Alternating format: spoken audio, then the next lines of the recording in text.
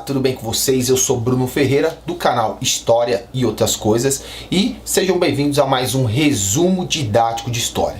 E no tema desse encontro hoje teremos a Segunda Guerra Mundial, um conflito de 1939 a 1945 que provocou um saldo de mortes assustador. O bagulho é doido mesmo, radical. Entre civis, entre militares, é um dos maiores conflitos da história da humanidade. Um conflito que terminou com mais destruição ainda, né, quando foram lançadas as bombas atômicas na cidade de Hiroshima e Nagasaki, no Japão. Enfim, é sobre esse conflito histórico que estaremos conversando nesse resumo didático, deixando bem claro para vocês que esse resumo é um recorte da Segunda Guerra Mundial, sendo fundamental a leitura do seu livro didático, né? Afinal de contas, são muitos desdobramentos durante esse conflito. Não irei tratar especificamente de cada um deles, irei mais trazer para vocês assim, o contexto histórico da guerra,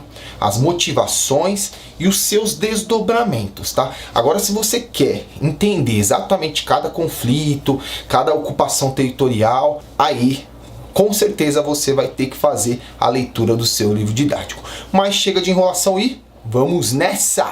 Bom, pessoal, mas para entender como acontece a Segunda Guerra Mundial, é importante a gente fazer uma breve revisão do século XX, pegando ali do início da Primeira Guerra Mundial, que é 1914, até o início da Segunda Guerra Mundial, que é 1939.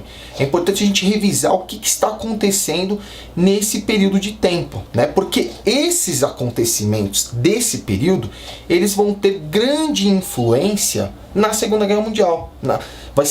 Serão acontecimentos históricos que motivaram a eclosão da Segunda Guerra Mundial. Esses vídeos, esses assuntos eu tenho aí no canal, tá? Que é a Primeira Guerra Mundial. É muito importante assistir esse vídeo, né? Se já assistiu, relembrar, revisar algumas coisas que foram apresentadas lá, né? A gente lembra que muitos dos problemas que ocasionaram a Primeira Guerra Mundial, né, problemas econômicos, problemas sociais, não foram resolvidos nesse conflito. A guerra acabou e muitos desses conflitos ainda continuaram a gerar grandes tensões durante muitos anos. E devemos nos lembrar também que a Primeira Guerra Mundial, ela termina com a assinatura do Tratado de Versalhes, que responsabilizou, que penalizou a Alemanha pela Primeira Guerra, né? A Alemanha foi considerada a grande culpada e assinou o tratado que foi imposta uma série de cláusulas, né? Uma série de penalidades à Alemanha. Essas penalidades foram consideradas pelos alemães como algo injusto, como algo humilhante e que deixou acesa ali a chama, né, do desejo de vingança por parte dos alemães. E isso ganhou muito mais força quando os alemães, já sofrendo com o Tratado de Versalhes, mergulham na crise de 1929, aí é outro assunto também que eu acho que é legal vocês revisarem, né, dar uma olhadinha. Eu tenho esse vídeo aí também no canal, vale a pena assistir. Então os alemães que já sofriam com a derrota na Primeira Guerra Mundial, sofrem também com a crise de 1929, que abalou o mundo todo, as economias do mundo todo, e aí o povo alemão começa a simpatizar, né, com as ideias divulgadas pelo Partido Nacional Socialista dos Trabalhadores Alemães, mais conhecido como Partido Nazista, que apresentava uma doutrina extremamente perversa, né, pregando a supremacia da raça ariana, pregando aquela ideia de espaço vital, né, que os nazistas, os alemães deveriam alcançar o seu espaço vital, anexando vários povos na Europa. Então as pessoas começaram a simpatizar, né, e apoiar essas ideias de direita defendida pela Alemanha. Então o partido ganha muita força. E em 1933, Adolf Hitler, consegue chegar ao poder na Alemanha e implantar todo esse seu projeto devastador, né, seu projeto racista, preconceituoso para a Alemanha. Assim que Hitler assume o poder da Alemanha em 1933, começa a ganhar força os chamados regimes totalitários. Na verdade, eles já vinham ganhando força anteriormente em outros países, como na Itália, né, no governo de Benito Mussolini, e na Alemanha, quando Hitler chega ao poder, nós temos também o fortalecimento dos governos totalitários, ou seja, a população sofrendo com as graves crises que abalavam suas economias, começam a acreditar que somente ideias autoritárias pudessem estabelecer a ordem. E aí começa a explodir governos totalitários por toda a Europa. E aí, novamente, eu aconselho vocês a assistirem aí a videoaula sobre os regimes totalitários para você relembrar, porque ele também tem muita influência com a eclosão da Segunda Guerra Mundial. Então nós temos na Itália o governo totalitário de Benito Mussolini, na Alemanha Adolf Hitler no nazismo, né, e o fascismo da Itália e o nazismo da Alemanha tinham projetos muito parecidos, né, eram aliados, né, o nazifascismo, mas também tínhamos na União Soviética o governo totalitário de Stalin, né, na Espanha tinha governos totalitários, enfim, por toda a Europa isso tinha se tornado uma tendência, dadas os problemas que a Europa enfrentava ao final da Primeira Guerra Mundial, com a crise de 29, com a Revolução Russa. Reforçando, pessoal, é muito importante então revisar algumas coisas da Primeira Guerra Mundial, da crise de 1929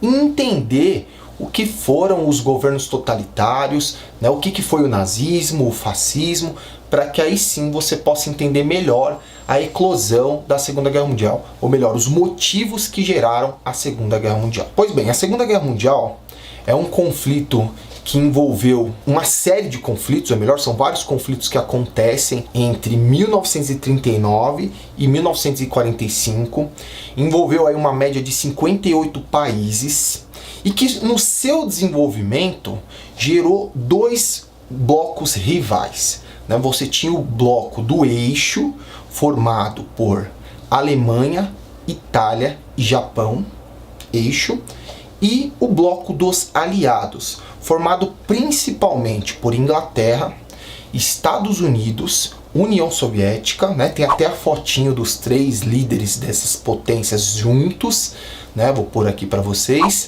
E também no bloco dos aliados você tinha uma pequena participação da China e da França também, né? Mas a França, durante a maior parte do conflito da Segunda Guerra Mundial, ela se manteve ocupada, né, dominada pelos alemães. Então, eu não vou destacar ela como uma força. Ela era dos aliados, mas não era uma força. Os principais, Inglaterra, Estados Unidos e União Soviética. Bom, vale a pena a gente relembrar que ao final da Primeira Guerra Mundial, surgiu aí a chamada Liga das Nações. O que era a Liga das Nações? Era uma entidade formada por vários países, né, várias potências, que tinha como objetivo promover a paz mundial, entrar nas tensões, negociar nas tensões entre os países, evitando assim com que ocorresse novos conflitos. Essa Liga das Nações ela não teve muito efeito, né? Porque não conseguiu evitar, por exemplo, a Segunda Guerra Mundial. E quais os motivos que explica talvez a fragilidade da Liga das Nações? Ela não tinha o apoio de grandes potências, né?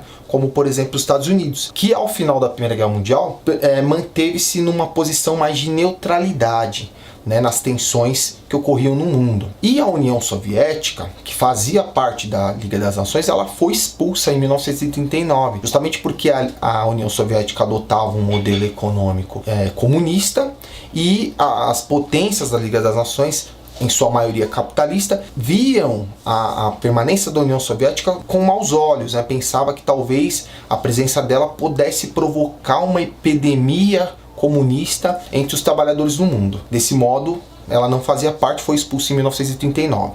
Então a ausência desses países, ela tornava a Liga das Nações bastante frágil.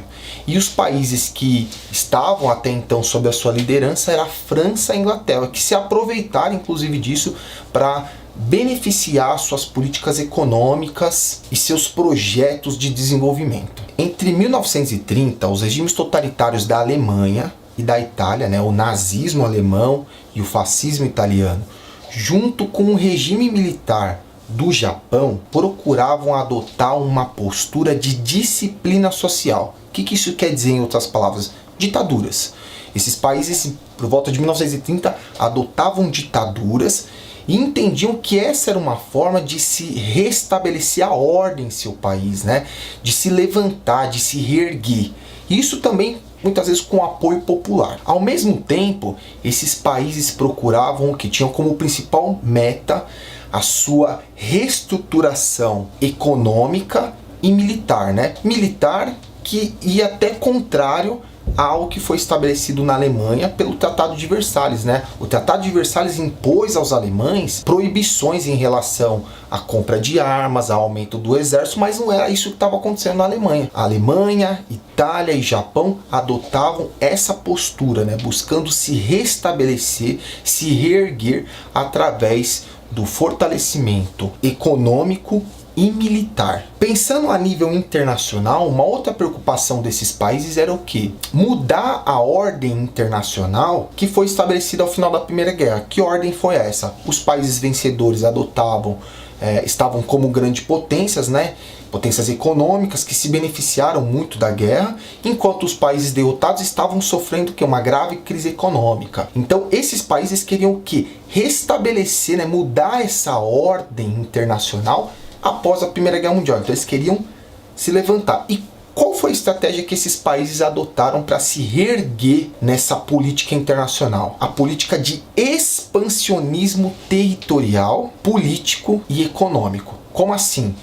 Expansão territorial. Esses países adotaram um modelo de sair ocupando vários países, né, para se fortalecer economicamente, militarmente. E diante dessa situação de expansionismo, né, esses países se expandindo, os líderes da Liga das Nações, Inglaterra e França, não deram muita importância, ou melhor, eles percebiam esse expansionismo dos nazistas, dos fascistas, mas preferiram adotar uma política de apaziguamento.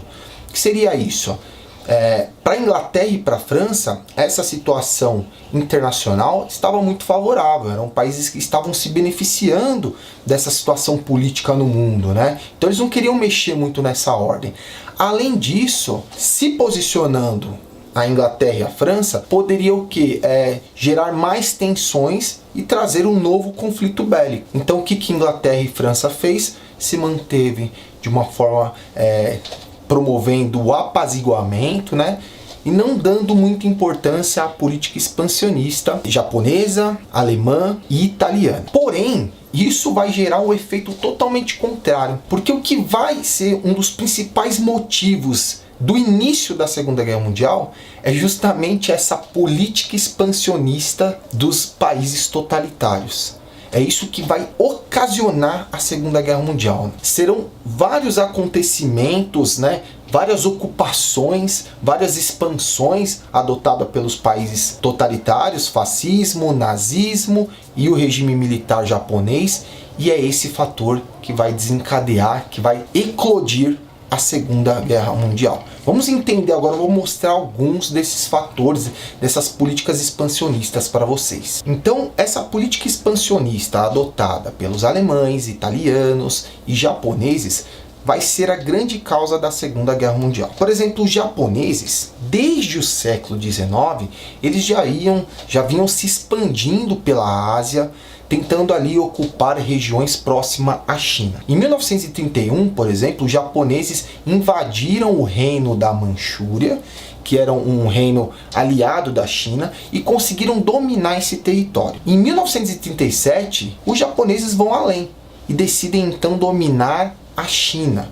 Porém, os chineses obviamente que vão resistir, e essa resistência, a ocupação japonesa vai gerar um grande conflito que foi a Guerra Sino-Japonesa. A Liga das Nações ela vai tentar intervir, né, mediar esse conflito, mas não vai alcançar grandes resultados e muitos conflitos vão se sucedendo anos mais tarde. Os italianos também vão no mesmo caminho, expandindo e ocupando territórios. Em 1935 ocuparam regiões da Etiópia, né? A Liga das Nações ela vai tentar se posicionar impedindo essas ocupações, né?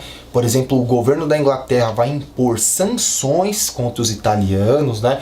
Punições contra os italianos, porém isso não foi muito, não deu muito certo, porque essas punições não foram respeitadas, principalmente pelos Estados Unidos, que continuou vendendo petróleo para os italianos, e os alemães, que continuaram vendendo o seu carvão para a Itália. Com isso, anos mais tarde, a Itália continua aí a sua política expansionista e em 1939 Mussolini vai invadir a Albânia e vai anexar esse território à Itália. Dando sequência a essa política expansionista dos japoneses, da Itália, a Alemanha também passa a fazer várias ocupações e várias invasões, principalmente pautada na ideologia nazista do chamado espaço vital, né, que os alemães deveriam conquistar o seu espaço vital, do seu desenvolvimento.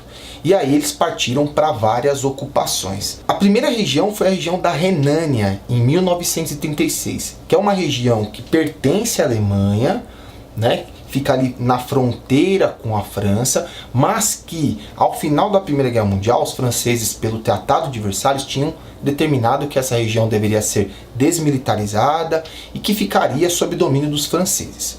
Então, os alemães dominam essa região, em seguida eles partem para dominar a Áustria, né?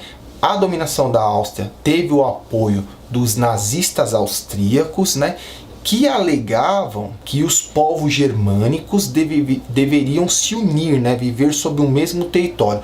Essa já era uma pretensão desde a Primeira Guerra Mundial, né, no chamado movimento nacionalista pan-germanista, que queria unir sob um mesmo território todos os povos germânicos da Europa, né? Então Hitler, se alegando de estar unindo os povos germânicos, invade também a Áustria. Essa política expansionista não parou por aí.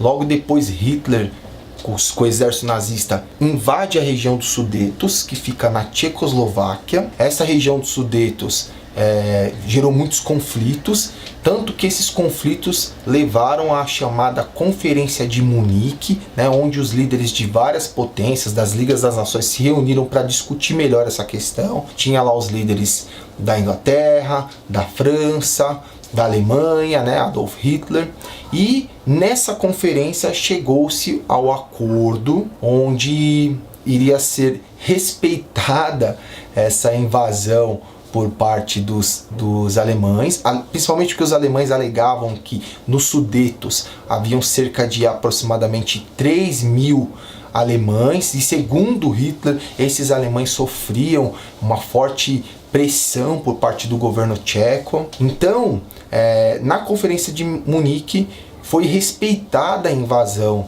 dos alemães na perspectiva de manter aquela política de apaziguamento, né? Não gerar um novo conflito bélico.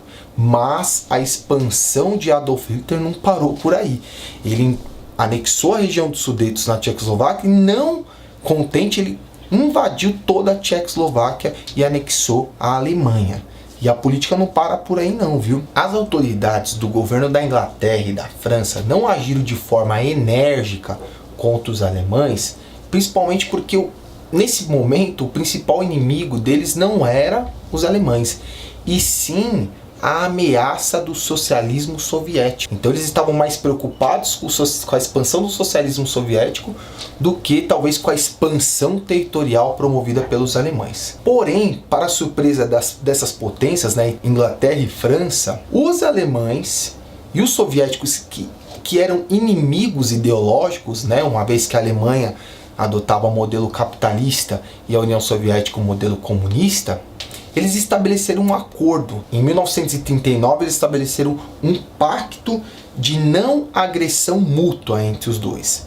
E nesse pacto de não agressão mútua entre os dois, eles também estabeleceram um acordo de invadir a Polônia e dividir o território entre eles. Aí, no dia 1º de setembro de 1939, os alemães invadiram a Polônia, seguido pelos russos, e ocuparam esse território. 2 dias depois da ocupação alemã sobre o território da Polônia, Inglaterra e França declaram guerra contra a Alemanha. E esse evento, segundo os historiadores, é o que marca o início da Segunda Guerra Mundial. Os estudiosos da Segunda Guerra Mundial, eles estabelecem que, desde a declaração de guerra contra a Alemanha, por parte dos franceses e dos ingleses, até o final da guerra, essa guerra pode ser dividida em duas fases. A primeira fase, que é de 1939 a 1941, ela é marcada pela rápida ofensiva alemã,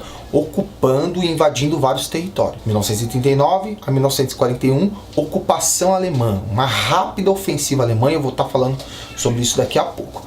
E a segunda fase, que é marcada, que é de 1942 a 1945, ela é marcada pela entrada de outros países no conflito, ou melhor, pela mundialização, né? É o momento onde muitos países entram no conflito e ele toma uma proporção muito maior, principalmente com a entrada da União Soviética e dos Estados Unidos no conflito. Então você tem a mundialização dele, e aí começa-se também a se dividir em blocos, né? Então você vai ter os países do eixo e os países aliados e o conflito generalizado. Os primeiros anos da guerra, ela é marcada pela rápida ofensiva alemã, ou seja, uma estratégia militar alemã conhecida como Guerra Relâmpago, chamada em alemão de Blitzkrieg. Como que funcionava isso? Os blindados, né, os tanques de guerra alemão, avançavam rapidamente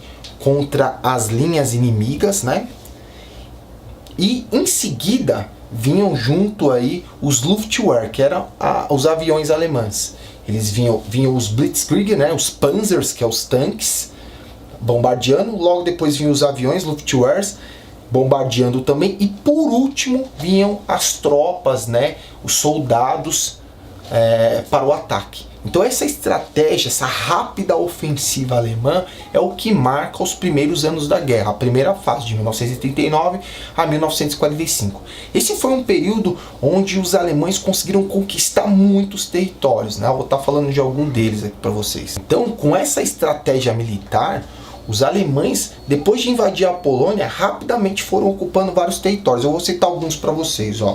A Dinamarca, em 9 de abril de 1940, a Holanda, 15 de maio de 1940, Bélgica, 28 de maio de 1940, Noruega, 10 de junho de 1940 e França, 14 de junho de 1940. Ó, tudo em 1940, ocuparam vários territórios e ocuparam a França, né? Tem até a foto lá do Hitler, né, em frente ali à Torre Eiffel, vou pôr aqui para vocês, dar uma olhada, marcando aí o domínio do território francês, que se manteve dominado até o finalzinho da Segunda Guerra Mundial, 1945. Houveram muitos ataques também na Inglaterra e no norte da África, principalmente quando no dia 3 de junho de 1940, os italianos decidiram declarar guerra contra a Inglaterra, tá? Então a capital inglesa foi totalmente bombardeada pelos Luftwaffe, pelas tropas alemãs, porém os ingleses conseguiram aí resistir muito bem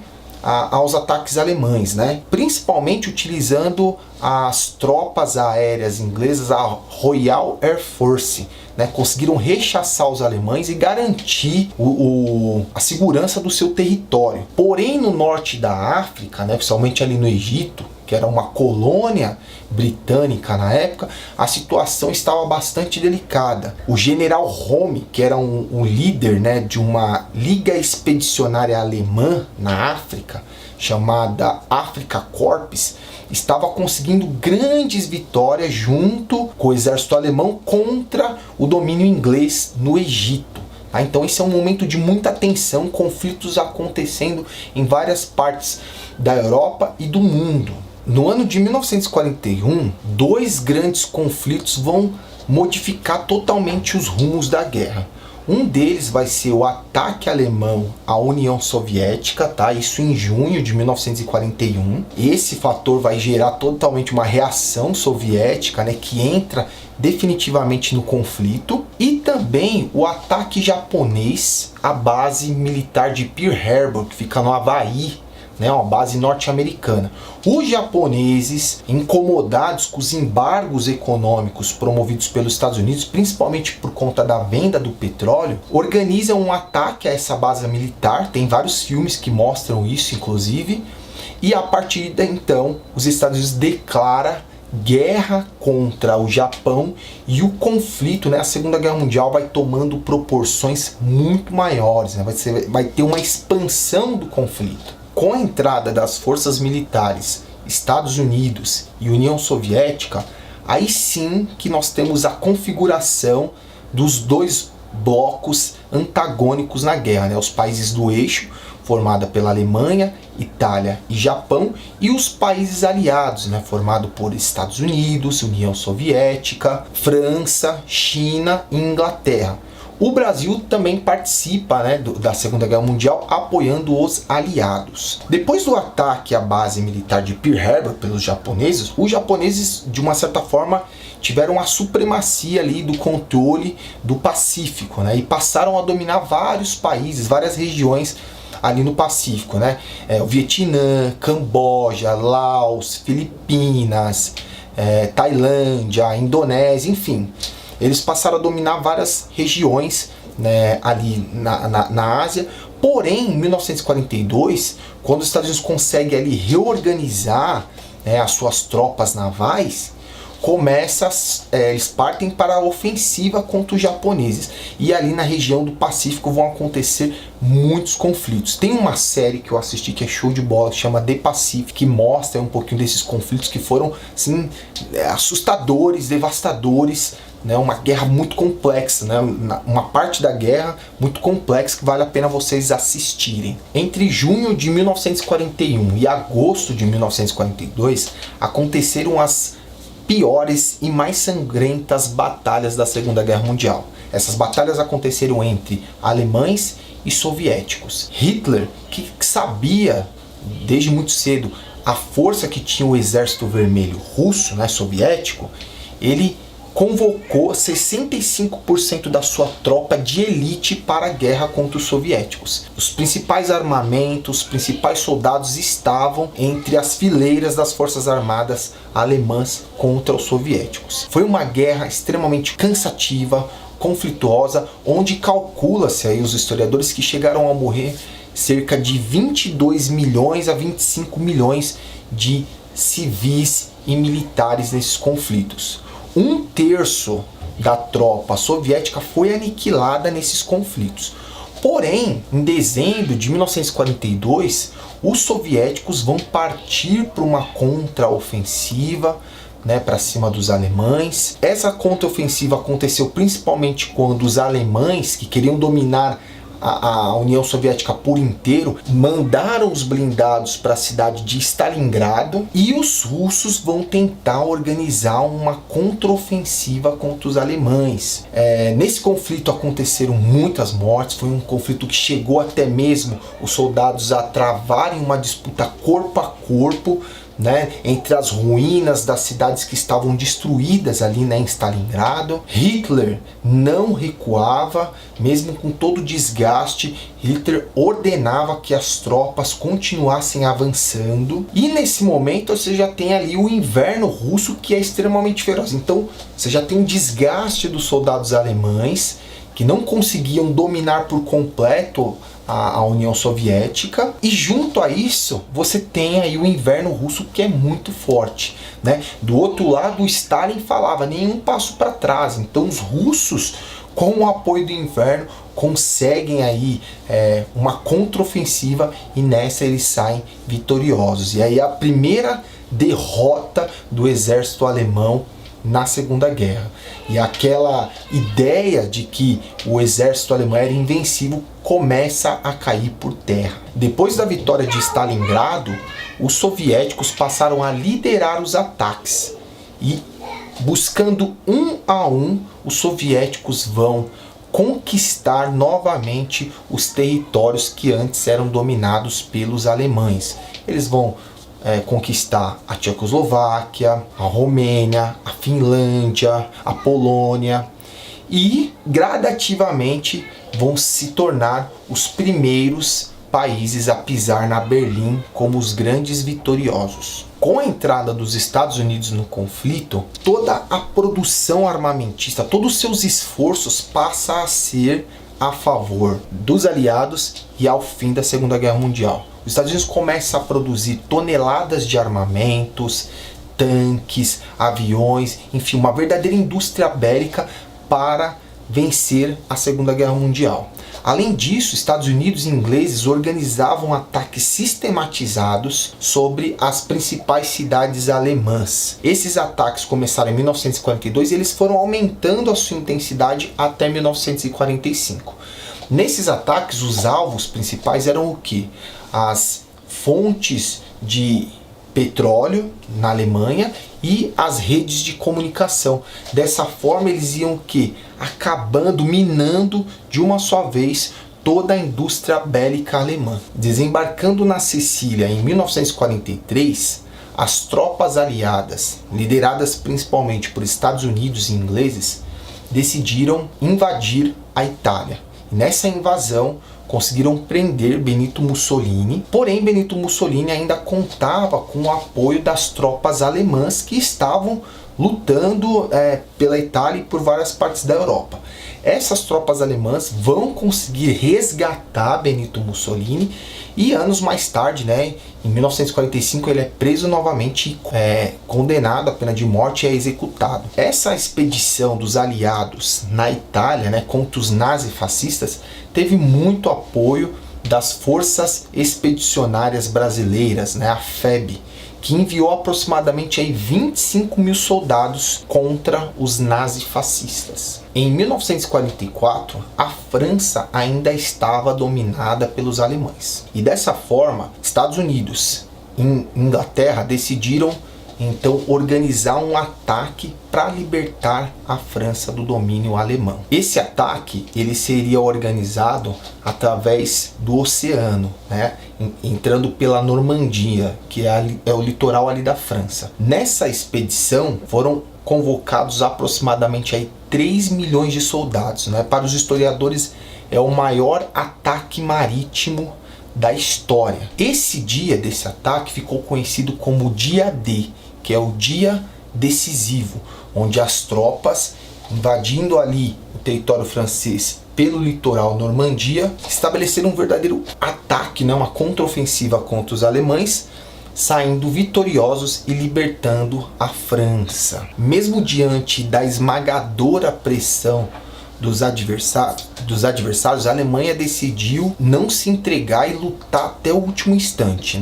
Você tinha a pressão dos soviéticos pela Europa Oriental e Inglaterra, França, Estados Unidos pelo Ocidente. Mesmo diante de tanta pressão, os alemães estavam lutando até o fim. A Berlim já estava totalmente cercada, mas ainda assim os alemães estavam lutando. E Hitler, numa atitude desesperada, decidiu convocar toda a população para lutar em defesa do seu país, convocando até mesmo crianças, a população civil, idosos, toda a população para lutar em defesa do seu território. E diante dessa situação, dia 30 de abril, Hitler, junto com a sua esposa Eva Braun e o ministro Joseph Goebbels, cercados por todas as tropas, decidem então suicidar-se. Você pode assistir o filme A Queda, que mostra os últimos instantes de Adolf Hitler. E no dia 8 de maio de 1945, deu-se a rendição incondicional da Alemanha. Porém, no Extremo Oriente, a guerra ainda continuava acontecendo, pois o Japão não aceitava se render. Já havia passado 3 meses do fim da guerra na Europa, mas no Oriente os japoneses ainda continuavam a sua luta. E os Estados Unidos, que desde o ataque de Pearl Harbor vinham lutando contra os japoneses, perceberam aí a possibilidade de dar o contragolpe contra os japoneses. E dessa forma promoveram um ataque nuclear, com bombas atômicas no Japão.